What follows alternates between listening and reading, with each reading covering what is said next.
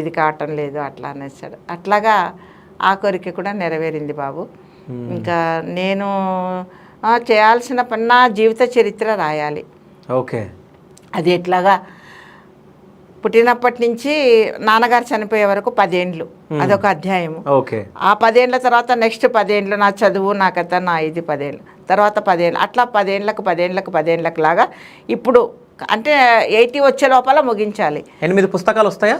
8 10 ఏండ్లకు ఒకటిలాగా 8 పుస్తకాలు 80లో నేను దాన్ని అంటే 80 వరకు బ్రతుకుతారా అమ్మ అనుకోవద్దండి. 80+ బతుకుతారు మీరు. అయ్య బాబోయ్ ఇదేమో ఇంకా పెద్ద ఎనర్జీగా మీరు మాట్లాడుతున్నారు. సో 100+ ఇయర్స్ బతకాలని చెప్పేసి నేను అనుకుంటున్నా. Thank you.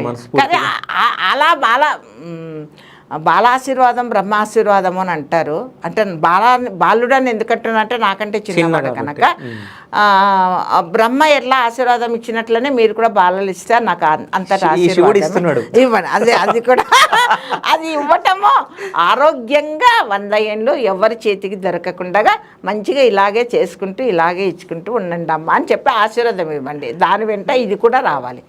బ్రతకటం కాదు, బ్రతకటం 100 ఏండ్లు అంటే ఆ బ్రతకటం కాదు, ఇప్పుడు ఎలా బ్రతుకుతున్నానో అలాగే ఉండాలి. అలాగే అంటే వయసు మీద పడుతుంది, ముదిమి రావచ్చు అదంతా, కానీ ఆరోగ్యం కానీ